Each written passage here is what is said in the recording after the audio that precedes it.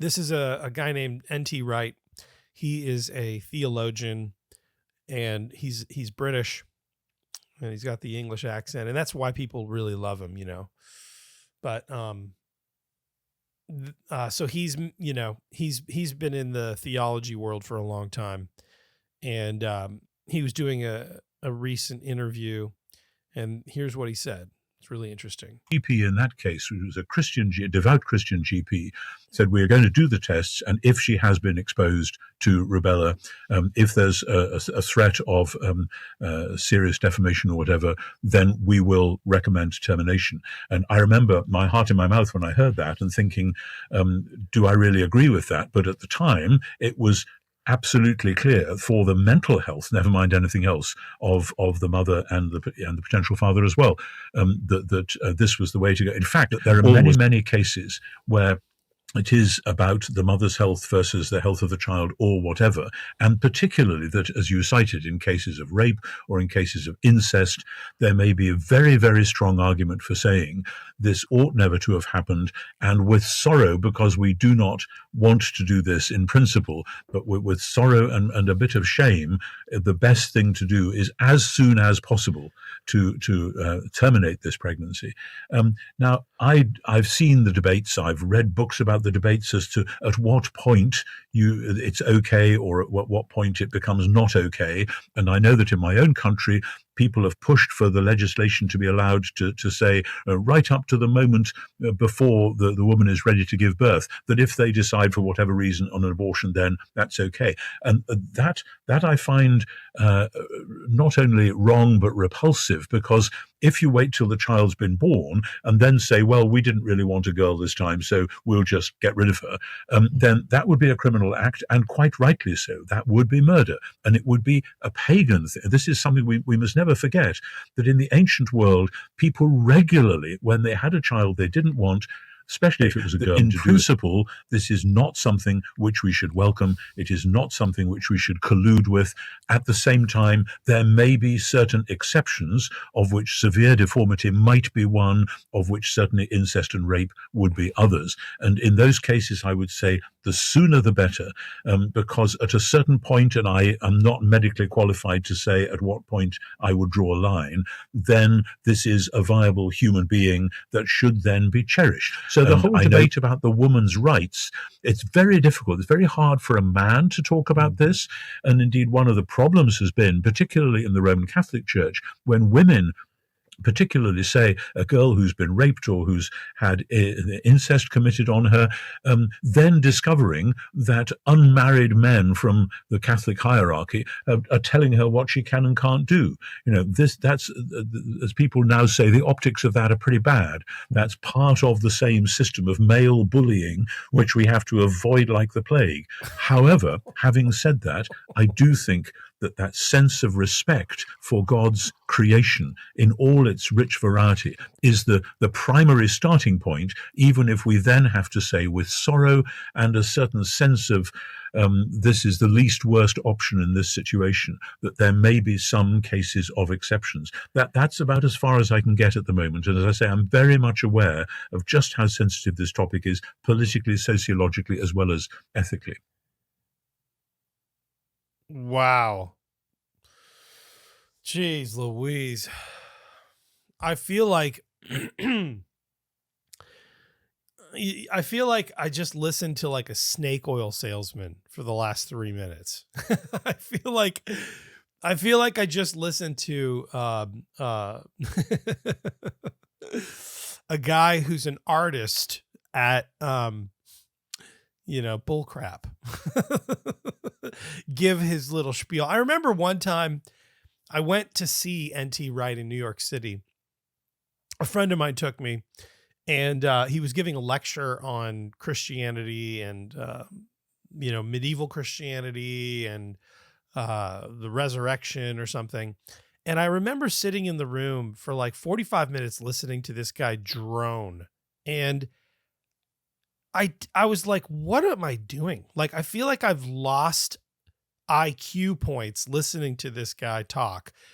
At no point in his 45-minute lecture on whatever he was talking about did I ever even get inkling of what he was talking about. And he was just making all these random statements that were disjointed and disconnected and not backed up with scripture or history. And I'm like, what is the appeal that people see in N.T. Wright? What genuinely is the appeal that this guy has? He is, outside of the British accent where he sounds smart. I mean, this guy is not a good theologian. This guy is not a solid Bible teacher. Clearly, this guy believes that you can murder children in the womb. You're going to trust him to teach the Bible to you? No, not at all. I mean, you're done at that point. I'm not interested in listening to N.T. Wright or reading another article on theology by him ever again. This guy believes you can murder children in the womb. Right there, his whole perspective on Christianity. I mean, honestly, I don't even think he's a Christian. I don't think N.T. Wright, not only is this guy not someone you should listen to and take cues from theologically, I don't even think he's a Christian. I do not believe you can be a Christian and believe that abortion is okay at all. You cannot be a Christian and believe that murder is okay. That is a line, that is a moral line that places you outside of Christianity. So, I mean, that's what I think about N.T. Wright. I mean, I think this guy is completely compromised, and it's really sad. I mean, it's really a representation of the whole Anglican Church itself. I mean, this guy is basically, a representative of that pathetic, terrible, compromised, dying communion, and it's really sad. So, that's my reaction to this. Like, he's definitely wrong. I teach a class at Theos U on abortion that takes you through the issue, but abortion has been opposed by the entire church for 2,000 years. This is not up for debate, within Christian circles, right? Within the, this is beyond the pale for a Christian. You cannot be a Christian. Forget about a Christian theologian. You can't even be a Christian and believe that abortion is okay and believe that murdering children in the womb is okay. No, murder is not okay. And if you believe in murder as a Christian and think you're a Christian, you're not. Period. Case closed. So stay away from N.T. Wright, people. Stay away from this guy. He's got some sort of, sickness, some sort of, problem in his brain and in his spirit, especially in his spirit.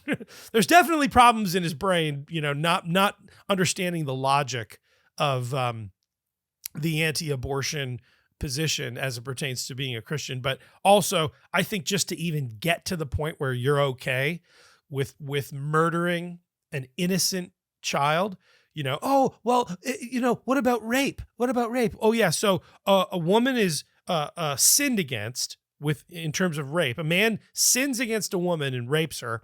And then the answer to that is to sin again and murder a child. Yeah. So because two wrongs make a right. I mean, this is just the insanity of this position, the stupidity. And then he says, oh yeah, but if the child is deformed, then you can murder it. You can murder it if it's deformed. Right. So now we believe in eugenics, right? We're going to just get rid of all the people with problems. We can just kill them. The people that are, because your deformity makes you less human, right? Your deformity, it obviously takes away your dignity. It takes away the fact that you're made in the image of and likeness of God, right? That's because that's what we're believing here. No, that's eugenics. That's evil. That's sinful. That's wicked. Stay away from N.T. Wright, guys. Okay. I don't care about the British accent. All right. It doesn't, it has no Jedi power over me. Okay. So anyway, that's my take on N.T. Wright. Okay. Really shocked, really, really sad, but sad at the same time, I'm shocked, I'm sad, but to a degree, I'm unsurprised. The guy's an Anglican, and he's the Anglican Church is so pathetic and terrible. They ordain women, they ordain gays, lesbians. They're just terrible. They're woke, and he's a part of this. And he's just swirling down the toilet bowl with the Anglican communion. That's what he is. NT wrong is he's just he's compromised, So anyway, that's my take on that.